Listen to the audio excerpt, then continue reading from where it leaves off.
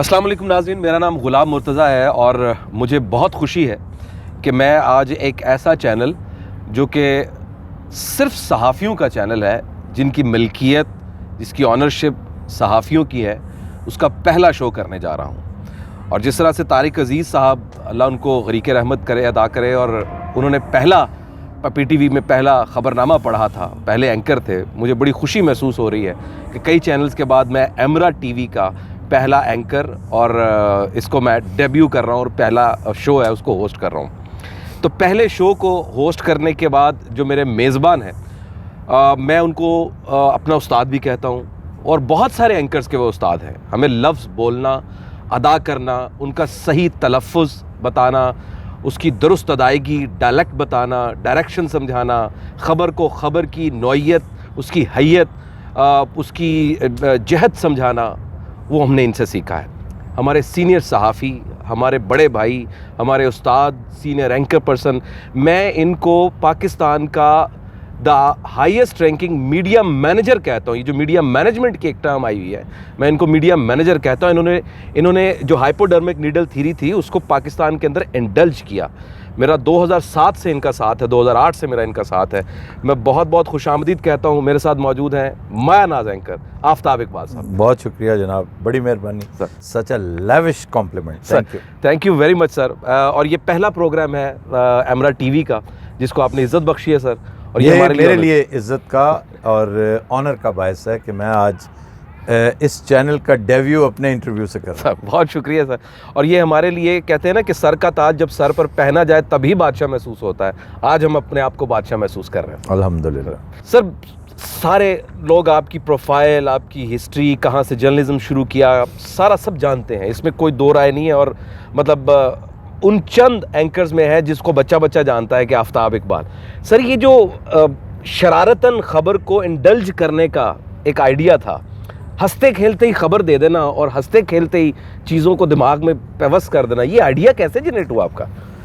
तो ये शुरू से ही चूँकि मैंने थ्रू आउट मुर्तज़ा काम और कोई नहीं किया। हाँ जी। मीडिया के अलावा अपॉर्चुनिटीज़ बड़ी थी, लेकिन मीडिया एक ऐसा फील्ड है जो मुझे फैसिनेट करता था शुरू से ही। मुझे अब ख्याल आता है लुकिंग बैक कि मैं तो कॉलेज में भी एक मीडिया मैनेजर ही होता था। मतलब माइक संभाल लेना, सेंटर स्टेज जिससे लोग भागते थे, पहुंच जाना, तकरीर करनी। लोग तकरीर करते नहीं थे और हम तकरीर से बाज नहीं आते थे। सही है।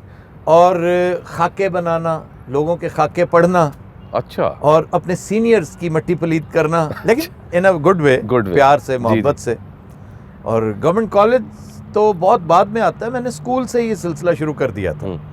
और ख़बर जो है, इसलिए कि चूँकि सहाफ़त का ख़बर से बड़ा गहरा ताल्लुक़ होता है, तो हम वो सारी चीज़ें, ख़बर के अंदर सिर्फ पुरस्रारियत, सनसनी और पैथोस ही नहीं होता, उसके अंदर और बहुत कुछ होता है जो लोग फेंक देते हैं। जी हाँ, जी हाँ, जी हाँ। तो जैसे बाज़ बदनसीब ट्राउट का गोश्त खाते हैं और उसकी खाल फेंक देते हैं। असल चीज़ तो खाल होती है, खाल के अंदर है सारा विटामिन उसमें। तो इसीलिए मैं, और जूस निकाल कर फोक फेंक देते हैं और जूस पी जाते हैं। विटामिन C सारी उसमें होती है, सारा उस पल्प के अंदर है। तो ये पल्प जो है ना जी, अब पल्प फिक्शन की तरफ बात निकल जाएगी, लेकिन पल्प मैंने ज़ाया होने से बचाना था। बहुत देर पहले मैंने सोचा क्या बात कि यही वजह है कि मैंने थ्रू आउट ख़बर के साथ अपना ताल्लुक़, और शुक्र अल्हम्दुलिल्लाह मैंने सफ़र का जब आगाज़ किया तो I had a choice. I could go for magazine also, sub editing also, but I chose reporting. Good.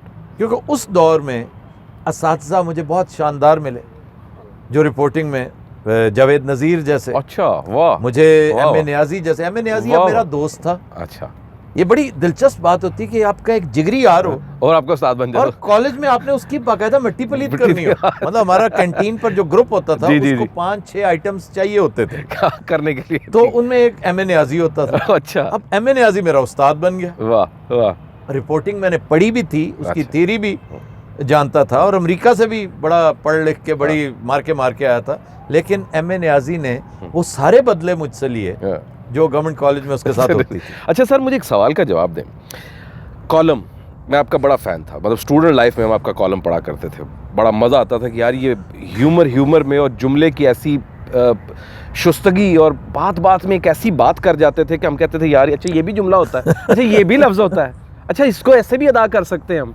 अच्छा, उसके बाद प्रोग्राम बनता है, इंटरव्यूज़ कंडक्ट होते हैं, फिर आप हस्बे हाल, खबरनाक, अब तो आइकन हो गए, आइकन हो गए, आइकन।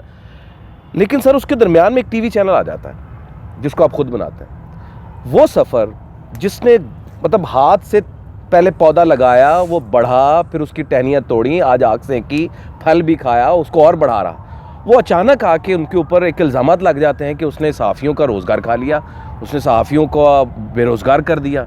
ये हुआ क्या सर? ये बड़ा अजीब सा सफ़र है। बस यूँ समझ लीजिए कि ये सफ़र बड़ी नेकनियती से तय हुआ था, और यही वजह है कि मेरे जैसा बंदा सरवाइव कर गया, वरना मैं तो इतना सेंसिटिव हूँ जी कि अगर मुझे पता चले ना किसी का खून नाहक मेरी गर्दन पे है जी, तो मैं तो उस वक्त तक चैन ही नहीं ले सकता, सुकून नहीं आ सकता मुझे। ये आज से 20-25 साल पहले जब मैं एक बिल्कुल दुनियादार सा कैरेक्टर होता था, तो ये मामला तो तब भी नहीं था, तब भी नहीं था। मैंने हमेशा मारें खाई हुई हैं जी, जुल्म को जुल्म कहने के चक्कर में कि कहीं ये रुके। बहुत मारा भी हुआ है और मार खाई भी हुई है। तो मेरे लिए ज़्यादा जो तुर्रा इम्तियाज़ है वो ये है कि जहाँ 100% श्योर था कि मार पड़ जानी है, मैं वहाँ भी खड़ा हो जाया करता था। कि दौरान हज जी, ये एक ऐसा टाइम होता है कि जब हर कोई एक बहुत कंपोज्ड एनवायरनमेंट जी, किसी और दुनिया में होता है। तो सर मैं तो वहाँ भी खम ठोंक के ना लड़ने के लिए तैयार, इसलिए कि एक आदमी ने रो में खड़ा, और ये जद्दा एयरपोर्ट की बात जी, उसने, ये मेरा ख्याल है मैंने तस्करा भी इसका कर रखा है कि उसने वो ट्रॉली जरा जोर से वो खातून को मार दी। तो खातून बेचारी बेनवासी थी, उसने बड़े बुरी नज़र से उसकी तरफ देखा और चुप हो गई। तो सर झटकती रही, तो उस लड़के के, वो जवान आदमी 6 फुटा, उसका बाप जो उससे ज्यादा सिनकी था, सारे हज के लिए आए हुए, जी, उसे कहता की हो गया है, मतलब कहने का मतलब ये था कि मौत वाक़या होगी। मैं पहले से देख रहा था ये सारा कुछ, और मुझे ये पता था कि मैं हज पे आया हूँ, लेकिन वहां पे बस हो एक बीड़ा खाम खा कर उठाया हुआ था। तो मैंने अच्छा खासा सीन क्रिएट कर दिया था वहाँ, मुझसे नहीं रहा गया, बर्दाश्त नहीं हुआ कि इसी तरह हज के फौरन बाद, अब मैं पूरी तफसील में जाता, ये तो था जद्दा एयरपोर्ट पे, लाहौर शादमान मार्केट में। इसका गवाह, उसके गवाह तो शायद कोई लोग, मुझे उस वक्त लोग जानते नहीं थे। 2005 में तो मेरा कोई शो वो नहीं आता था, कॉलम में लिखता था। लेकिन मेरा एक गवाह हज के फौरन बाद लाहौर शादमान मार्केट में एक बुजुर्ग के साथ ज्यादती करने लगा था, पराडो वाला। अभी मेरी टेंड थी जो हज से आने के बाद होती है, तो ये मेरा गालबन आखिरी मार्का था, स्ट्रीट मार्का के। मैंने अपने आप को कंपोज किया हुआ था कि मैंने अब कभी वो कुछ नहीं करना जो पहले किया करते थे, लेकिन कर दिया उसने। वो बाबा था बेनवा सा, जैसे लॉरी करते हो फिट है मुंह, उसके मुंह से निकल, क्योंकि चींटे उड़े थे। तो उसने सुन लिया, वो पराडो पीछे ले आया, मैं गाड़ी पार्किंग लॉट में, मैं अपनी गाड़ी में बैठने लगा था। तो एक सीन क्रिएट हो। कहने का मकसद ये कि जिस बंदे का नजरिया ये हो, जिसने सारी उम्र ये सारा कुछ किया हो, और जिसने सहाफत के अलावा और कुछ कभी कोई काम ना किया हो, ये कैसे मुमकिन है कि मुझे और कोई काम ना आता हो? मैं कर सकता था, मैंने नहीं किया। मीडिया से मुताल्लिक रहा हूँ, उसकी मुख्तलिफ जोतें। ये कैलकुलेशन की गलती थी। मेरा ख्याल ये था कि जो मेरे साथी हैं ना, जो मेरे दोस्त, जो मुझे इस तरफ लेकर आए हैं, ड्रैग किया, उन्होंने बदनीति से नहीं किया था मुझे, वो पाकिस्तान की खातिर कर रहे थे। मेरा और उनका मसलक पाकिस्तान था। ठीक है, 5th जनरेशन वॉरफेयर की बातें हैं। हम बड़ी देर से हाइब्रिड वॉरफेयर करते करते थक गए। जब उन्होंने जी, फिर जड़ा बोले कुंडा खोले तो तुसी आओ लीड करें। तो मैं लीड करने आ गया। मैं कहा मेरा शेयर होगा इसमें, ये मेरा इसमें शेयर होगा, कैश है और ये काइंड है। ठीक है। हम 4 पार्टनर्स थे, 2 उमरा थे बहुत तगड़े। मैं उन उमरा की फहरिस्त में सबसे पीछे, ऐसे थोड़ा सा अपने आप को मैं भी उमरा कहना शुरू हो गया। अच्छा। कि मैं भी पार्टनर हूँ। ठीक है। और एक और हमारा दोस्त जो है वो भी यानी उसी ग्रुप का हिस्सा सर, तो उसका शुमार ना उमरा में ना रौसा में, लेकिन वो एक बड़ा अहम फैक्टर था। तो हमने काम शुरू कर दिया और नेक नियति से किया। सोचा ये था कि इसको पाकिस्तान के लीडिंग चैनल्स में से एक बनाना है। ठीक है। यही वजह, मैं कोई पागल नहीं था। 30 साल अगर यही काम किया ना मुर्तज़ा साहब, तो मैंने अपनी आंखों के सामने 3-4 चैनल्स बनते देखे, 1-2 डूबते भी देखे। जी बिल्कुल ऐसे। तो अगर 4 बंदे रखने थे तो मैं 6 बंदे हायर कर रहा हूँ, तो किसी वजह से कर रहा था। सही है कि मुझे कहतो रिजाल का अंदाज़ा था, मुझे डर्थ ऑफ टैलेंट का पता था कि यहाँ पर इतना टैलेंट नहीं है जितना ये मैदान कारज़ार सजने वाला है। अभी दुख होता है? नहीं, बिल्कुल नहीं, जो किया ठीक। No regrets. क्यों सर? इसलिए मैं अर्ज कर रहा हूँ ना कि जो किया, मुझे एक टास्क मिला था कि आपने 1 साल के अंदर अंदर चैनल बना, एक चैनल चला देना है। बहुत मुश्किल काम, बहुत। आपने भी चैनल बनते चलते देखे हैं। 2 साल गुजर जाते हैं। जी 2 साल तो मिनिमम है। तो 10 महीने 13 दिन जी रिकॉर्ड पे जाके खंगाल के देख लीजिए। 2 बड़े चैनल्स, अंग्रेजी चैनल आपने पीटीवी वर्ल्ड बड़ा सुना था, 24/7 आया वो, लेकिन वो बड़ा टाइम लगा उनका। लेकिन जितनी देर तक इंडस उस जी उन हाथों में चलता रहा, हाँ जी, उसका एक प्रोग्राम ही मान नहीं था। क्वालिटी बड़ी थी इसकी, क्वालिटी बहुत थी। आपने स्क्रीन्स देखी जी दोनों शोज की? जी क्रिस्टल, क्योंकि मैंने अपने कमरे में सिर्फ और सिर्फ एक अपनी स्क्रीन लगाई हुई थी सर, और मेरे मुकाबले की कोई, ये नहीं कि मैं I was looking down on other channels, they were my parent channel, they were my family, they still are my family. मैं हमेशा कहता हूँ कि एक्सप्रेस टीवी, अगर कोई मुझसे पूछे ना कि आपका घर कौन सा है, हाँ आज भी मैं नियो में काम करता हूँ, जी नियो के लिए बनाता हूँ, लेकिन एक्सप्रेस के साथ एक अजीब मोहब्बत होगी, क्योंकि मेरे हुक्म की तामील जितनी एक्सप्रेस नहीं किया। जी शायद ही करता है। जियो में प्यार भी मिलता था मुझे, जियो में बड़ी वो ब्रेन स्टॉर्मिंग बड़ी मिलती थी, मीर शकील साहब की गाइडेंस भी मिलती थी। मीर शकील बड़ा भला का एक कैरेक्टर है, मैं समझता हूँ कि वो अपनी तर्ज का एक वाहिद कैरेक्टर है ना, साफी, वो एक अजीब कैरेक्टर है और बड़ा शानदार कैरेक्टर। लेकिन मैं उनके बारे में फिर दुनिया, ऑफ कोर्स दुनिया न्यूज़, जिसने मुझे बूस्ट दिया, जी जिससे मैंने इस सफर का आगाज किया, और आप इस सफर में मेरे साथ बिल्कुल हस्बे हाल एक लेजेंड है, आज भी है। मैं इनके बारे में बुरी राय, मैं सोच भी नहीं सकता कि मैं इनको कभी ये कहूँ, क्योंकि मैंने यहाँ पर वो जो शिखर दोपहर होती है ना, जी उसमें छाँव, ठंडी छाँव का मुझे वो गुमान होता है इन जगहों पर, तो ये मेरे लिए इतने अजीज हैं। लेकिन मैंने एक चैनल लगाया हुआ था कमरे में, अल जजीरा। अच्छा मैंने बीट इसको करना है, वाह, बाकियों के साथ तो हमने मिलके चलना है, तो बीट इसको करना है। खबर में भी करूंगा, स्क्रीन में भी करूंगा, ब्यूटी में भी करूंगा, क्योंकि एस्थेटिक्स का बड़ा ख्याल रखते हैं। नहीं, इंडस का आपकी जो क्वालिटी है, मैं रेगुलर देखता हूं, अभी तक देखता हूं, मुझे बड़ा मजा आया, लेकिन वो जाहिर अब क्वालिटी डाउन हुई। एक है चलता है इंडस सागा, जी, मेरा नाम उन्होंने निकाल दिया, वो था it's an Aftab Iqbal production. ये आपका था वो? जी, ओह माय गॉड, हुजूर वही तो मेरा क्या था। प्रोडक्शन उसकी, क्या मेरा एक, मैंने 9 प्रोडक्शंस और करनी थी, वाह एक था मेरा। अच्छा। अब हमारा अंग्रेजी फॉर्मेट आने वाला, इत्तेफाक से ही मैंने एमरा पे ही डिस्क्लोज कर रहा हूँ, जी अंग्रेजी चैनल आने लगा। अच्छा जी, उसका पहला प्रोग्राम देख लीजिएगा, आपको अंदाजा हो जाएगा, एक दाना चख के आपको देख का पता चल जाएगा असि आगे की कर। अब आपने पूछा है कि आपको रिग्रेट्स क्यों नहीं, मैंने 10 महीने में चैनल्स बना दिए सर, चल निकले। इंस्ट्रक्शन ये थी अपने साथियों की तरफ से, कमांड थी अपने आप की तरफ से, कि हमने पाकिस्तान के लीडिंग चैनल्स में जगह बनानी है, किसी को बीट नहीं करना, ठीक है, हमने जगह बनानी है, पहचान खुद। जैसे मैं खबरनाक हो, खबरदार हो, खबरदार हो या खबरयार हो, मैंने किसी के साथ कभी कंपटीशन नहीं किया। मेरे शो का मुकाबला अपने पिछले रोज के साथ होता है, ठीक है, कि कल के मुकाबले में आज कितना बेहतर है। कई दफा नीचे भी होता है, अक्सर नीचे होता है, आजकल तो खैर हालात ऐसे हैं, खबर अच्छी आ ही नहीं रही। और सर ये वही वनडे मैच है कि आपका कोई शो ऊपर आता है, कभी जी इसी तरह होता है। तो मुझे नहीं अंदाजा था कि एकदम, मुझे भी नहीं अंदाजा था, मेरे से ज्यादा रिसोर्सफुल, बाखबर, बावसीला मेरे पार्टनर्स थे, उन्हें भी नहीं पता था कि एकदम ये जो न्यूज़ टेलीविजन की जो कश्ती है वो डामाडोल हो जाएगी, हालात इस कदर दिगरगूं हो जाएंगे।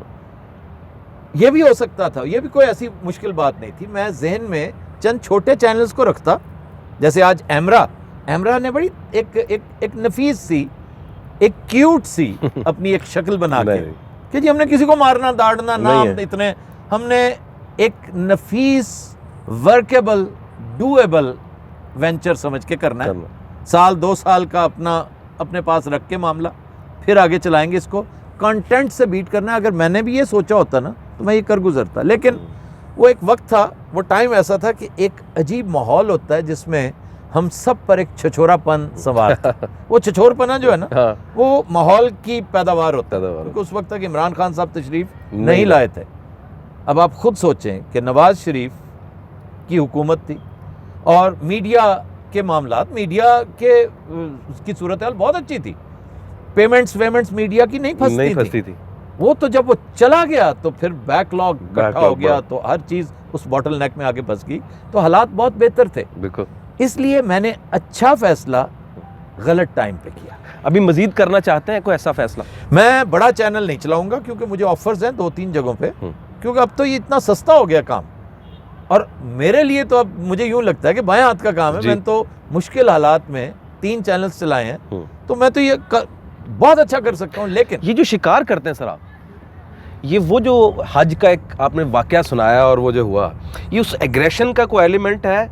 शौक तो बनता है इंसान का। ब्लड स्पोर्ट्स अब तो छोड़ चुका हूं मैं, it's too late to ask this question, लेकिन शिकार मैंने बहुत अच्छा किया, बहुत अच्छा शिकार। शिकार बेसिकली एक ऐसी एडवेंचर होती है जिसमें आप अपने आप को इम्यूज भी कर रहे होते हैं, ट्रेन भी कर रहे होते हैं, कैथारसिस भी हो रहा होता है, और ये वाहिद स्पोर्ट है जिसमें आप दूसरे की जान भी बचा रहे होते हैं, एक दूसरे की जान बचा रहे होते हैं। जी जी जी बिल्कुल। आपके हाथ में असला होता है, नोबडी नोज कि उस वक्त क्या चीज निकल है, किसको किस तरफ कर देगा। जंगल में से जंगल कई दफा मेरे पैर के ऊपर से सांप गुजरा हुआ है, मुझे पता है, सबको पता है।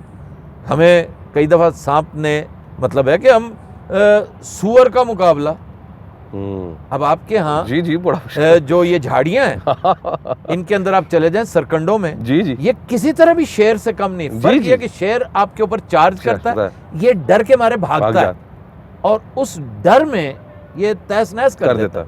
और अगर ये तप जाए आपके ऊपर तो ये शेर से ज्यादा खतरनाक है। एमरा आने से पहले, आज से 15-20 दिन पहले, महीना पहले, 2 महीने कर लो, अभी आप एमरा आए, इससे पहले आपके जहन में क्या इमेज था एमरा के बारे में और अभी क्या है? मैं बड़े इत्मीनान के साथ, बड़े सुकून के साथ अपनी कम मायगी, अपनी लाइल्मी का इजहार कर देता हूँ सर, और मुझे बहुत अच्छा लगता है सर कि भाई मुझे पता ही नहीं था। आप देखें फरंगे आसफिया हो रहा होता है, जी हाँ, तो मैं कई दफा कहता हूँ कि भाई मैं तो खुद ये कहता था कि मुझे पहली बार पता लगा। कल तक मैं ये कहता था खाने पर पल पड़ो भाई खाने पर पिल पड़ो होता है। मुझे तो कल पता चला।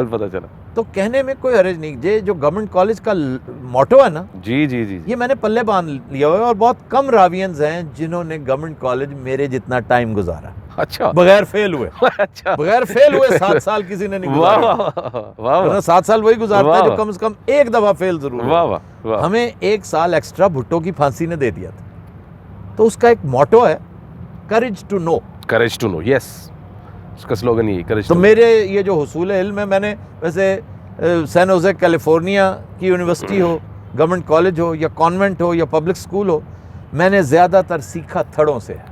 थड़ा यूनिवर्सिटी से बड़ी यूनिवर्सिटी कोई नहीं है। और मैं कल अपनी बेगम को बता रहा था कि लाहौर चुन 5-7 ही थड़े रह गए ना, बाकी सब सारे मौके। ये तो 500 थड़े होते, 500 थड़े होते।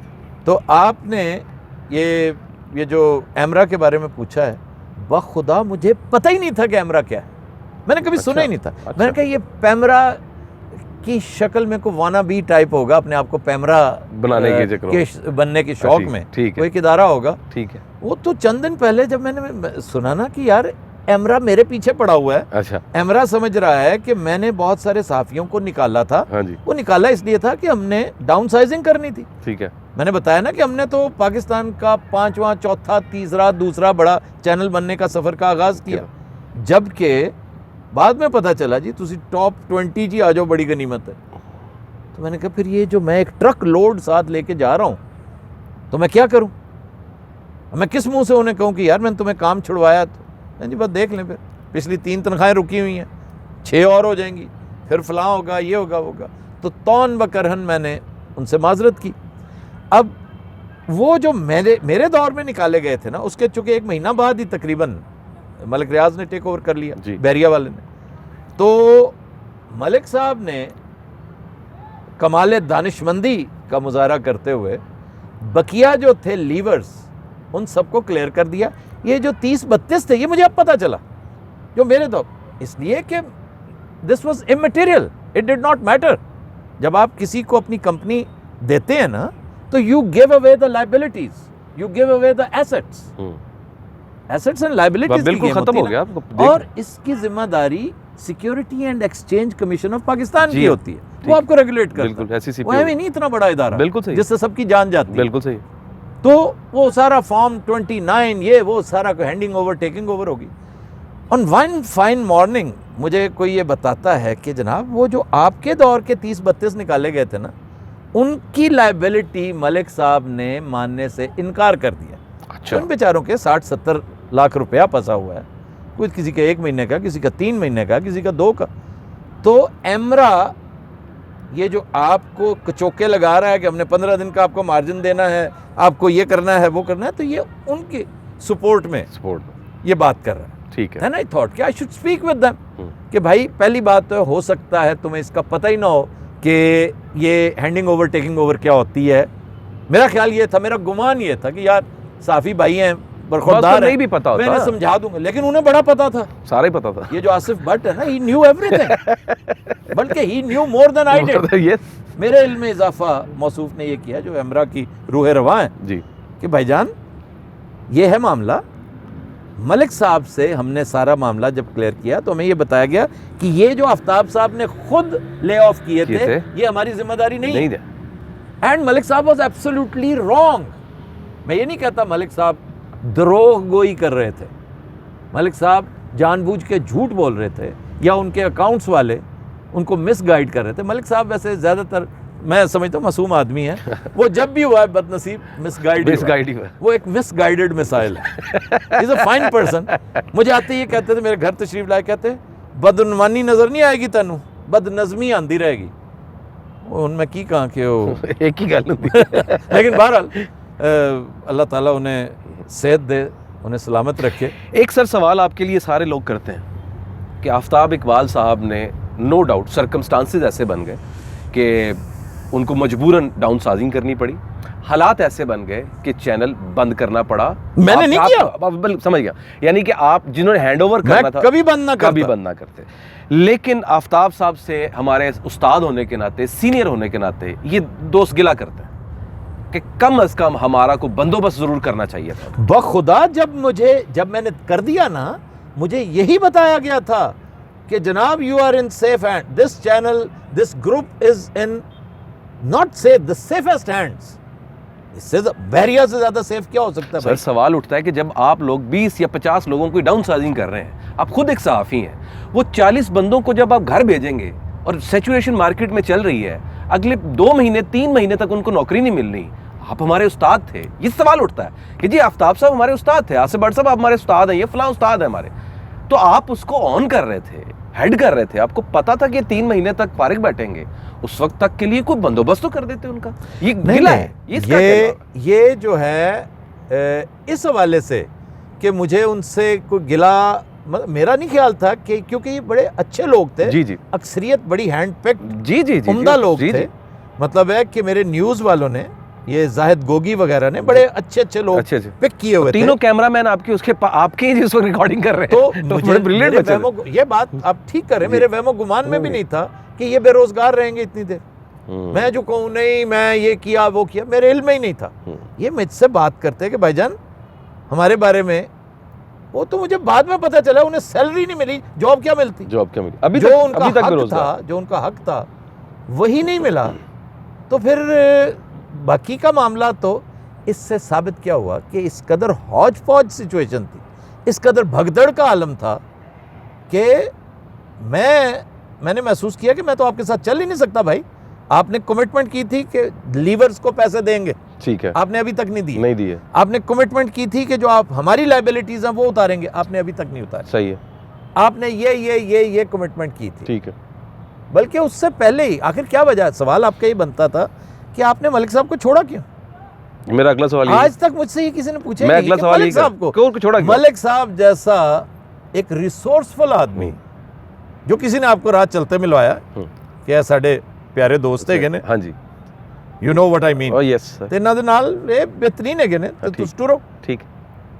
And I liked them. मेरी पहली मुलाकात थी उनसे आई लाइक द पर्सन, वो तो बाद में मैंने महसूस किया कि वो पर्सन बेचारा मजबूर इतना है, उस तक जो चीज़ें पहुंचाई जाती हैं वो उसने खिलारा इतना किया है। एक ह्यूमन माइंड कितना 100 टेराबाइट तो होएगा 500 टेराबाइट तो उनके तो 1 लाख टेराबाइट का बर्डन है, वो की करे। तो ऐसी सूरत में मुझे महसूस ये होना शुरू हो गया कि मलिक साहब तो वो मलिक साहब है ही नहीं जो मुझसे मिले थे, ये तो कोई और personality. He is a different man. जो उन्हें फीड किया जाता है, उनके नीचे वाले अकाउंट्स वाले, उनको डराने वाले, मलिक साहब को बहुत से लोग डरा के उनसे काम लेते हैं। ओह मलिक साहब ਇੱਥੇ ਤੇ ਹੋ ਜਾਣਾ, ਇਹ ਤੁਸੀਂ ਇਹ ਕਰ ਬੈਠੇ ਹੋ, ਅੱਛਾ ਤੁਸੀਂ ਇੱਥੇ ਸਾਈਨ ਕਰੋ ਨਾ, ਫਿਰ ਅਸੀਂ we will take care of this. He has a battery of people, hawks, who take care of the dirty stuff that goes around, जो हो जाता है काम में, हो जाता है कि जी आपने किया था उस वक्त, आपको ये फैसला नहीं करना चाहिए था, ये डर्टी काम हो गया है, चले हम इसको ठीक करेंगे, आप इस पर साइन करें, ये करें वो करें।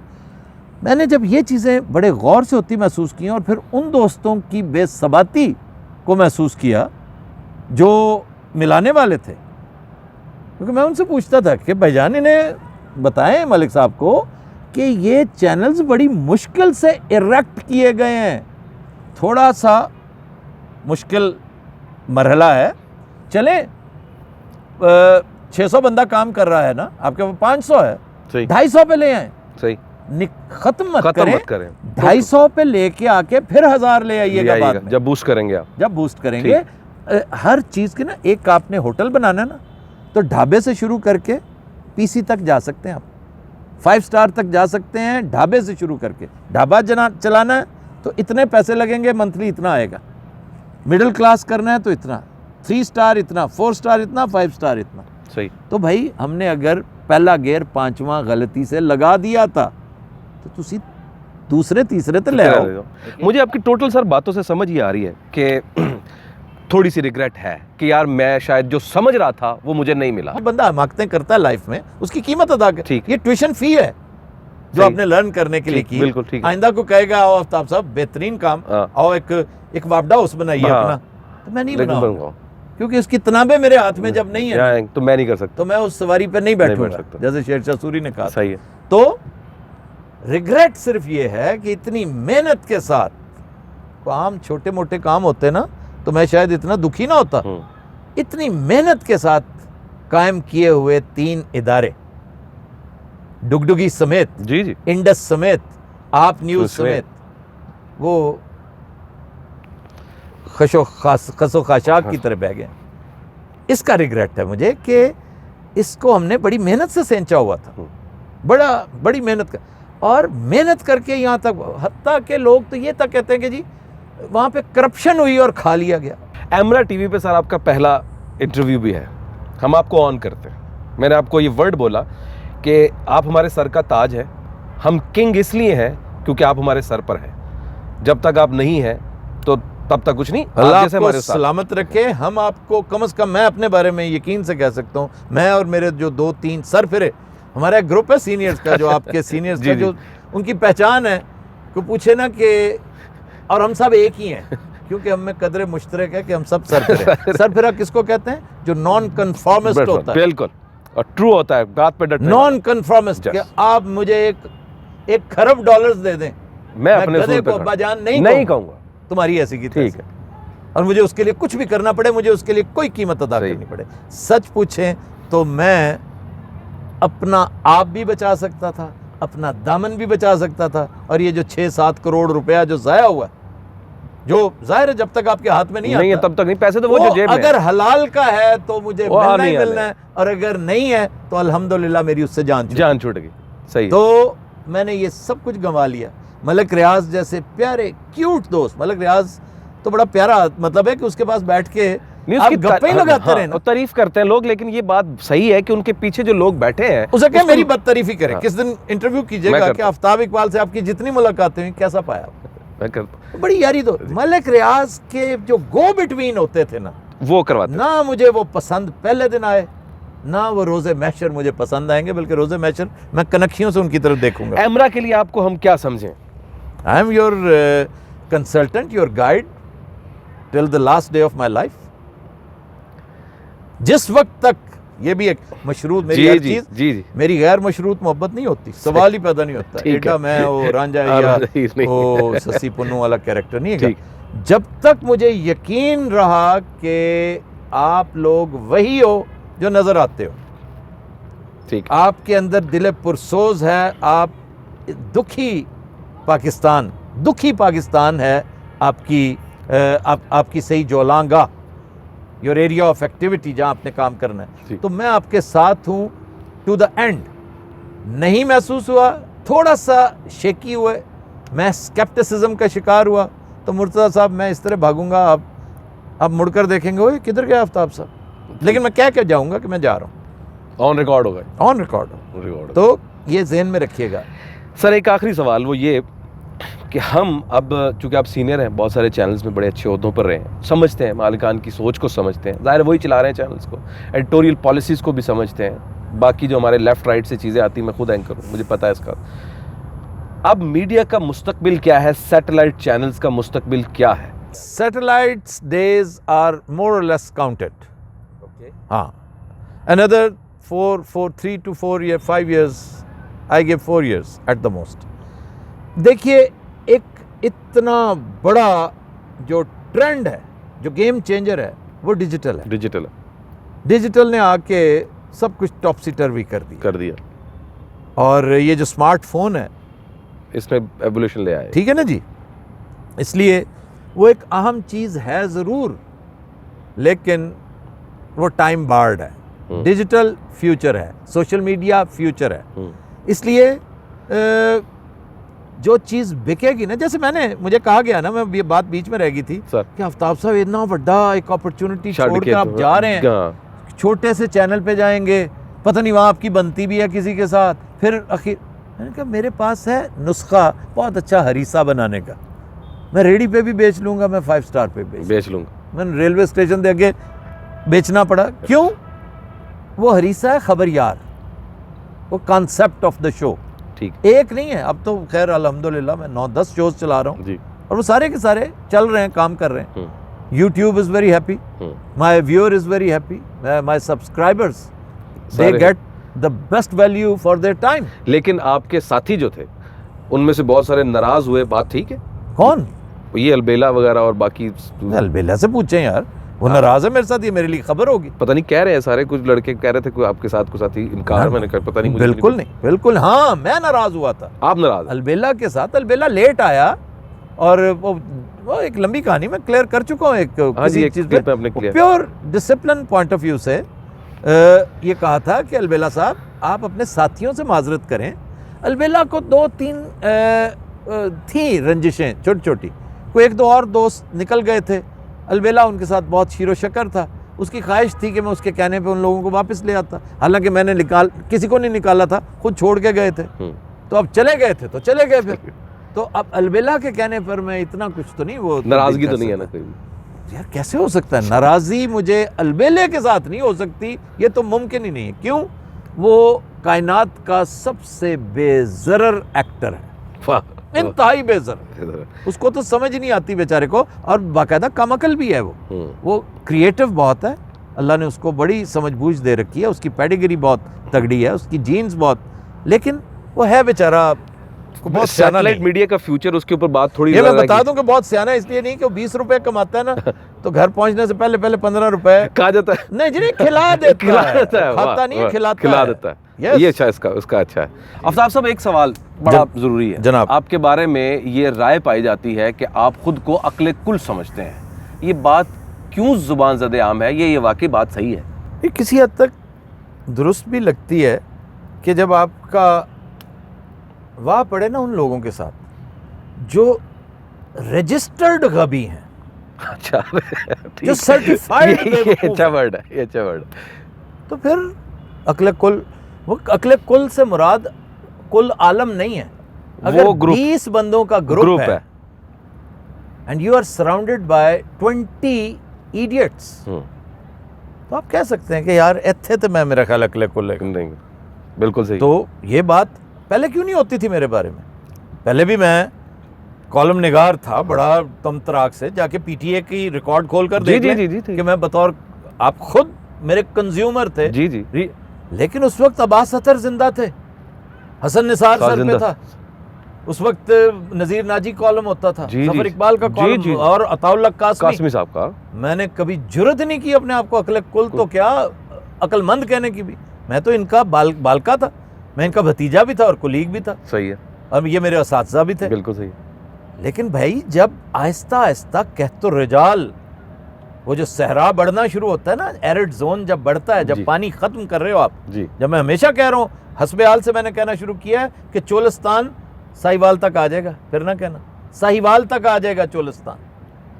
तो जब ये सहरा बढ़ते बढ़ते बढ़ते यहाँ तक आ गया, तो मैंने महसूस किया कि यार ये तो हमारे यहाँ कहतो रिजाल बेहद है, बहुत ज़्यादा है। तो फिर मैं नहीं मानता भाई, मैं नहीं या तो मुझे कन्विंस करें, को काम करना है ना, तो मुझे साथ लेके करना है, कर ले। तो फिर वो करें जो मैं कह रहा हूँ, वरना मुझे कन्विंस कर ले, वरना मुझे शामिल ना करें, मुझे व्यूअर के तौर पर व्यूअर कर। तो मैं उस हवाले से आओ जी, मैं अकले कुल समझना, लेकिन कुल को डिफाइन करना पड़ेगा। अकले कुल डज नॉट मीन सारी the wisest of the country, the wisest of all available. जो 10 बंदे 20 बंदे 50 बंदे गुफ्तगू कर रहे हैं, तो हाँ मेरे में वो कसरे नफसी नहीं है, क्योंकि ये काम है क्विक काम। ये मीडिया है भाई, ये टेक्सटाइल नहीं है। जी जी जी। ये मीडिया है, यहाँ पे देयर एंड देन फैसला करना है कि आज आपने इस मौजू को छेड़ना है कि नहीं है, आज इसराइल तक गल करनी है कि नहीं करनी, राइट अभी डिसाइड करो 3 मिनट में। जी जी जी जी जी जी जी जी, बाज़-औक़ात सेकंड्स में क्वेश्चन करने होते हैं। आखिरी सवाल सर, इसके बाद आपने जाना भी है, मुझे अंदाजा है। जिंदगी की सबसे बड़ी गलती कौन सी हुई आपसे? वो गलती मैं बताऊंगा नहीं लेकिन हैं जिंदगी में चंद गलतियां ऐसी हुई हैं। अच्छा, गलती नहीं, गलतियां हैं, और वो बड़ी नहीं है, पहाड़ जितनी बड़ी हैं। तो उन्होंने मेरी लाइफ में, लेकिन चूंकि ढीठ बंदा वो ये होता है कि पछताता नहीं है, वो ये कहता है कि मैंने इससे सीखा बहुत कुछ है, आइंदा कभी ऐसे हालात हुए तो मैं ये गलती नहीं करूँगा। तो आइंदा से मुराद ये है कि अगली जनरेशन को मैं इतना कुछ सिखा जाऊँगा, बता जाऊँगा। जनरेशन का मतलब जनरेशन है अगले बच्चे नहीं मेरे। जी जी, ये सारी आप मेरी जनरेशन है। फॉर 200 ईयर्स, फॉर 500 ईयर्स, 1000 साल तक हो सकता है मैं एक नुस्खा कीमिया बता के जाऊं कि पुत्र ए कम नहीं करना, चाहे उससे कुछ हो जाए, ए नहीं करना। एमरा के लिए आपको कितना अवेलेबल समझे? एमरा के लिए as a consultant I am always there, just a call away. That's great sir, बहुत शुक्रिया सर, बहुत शुक्रिया, बहुत मज़ा आया आपसे गुफ्तगू करके।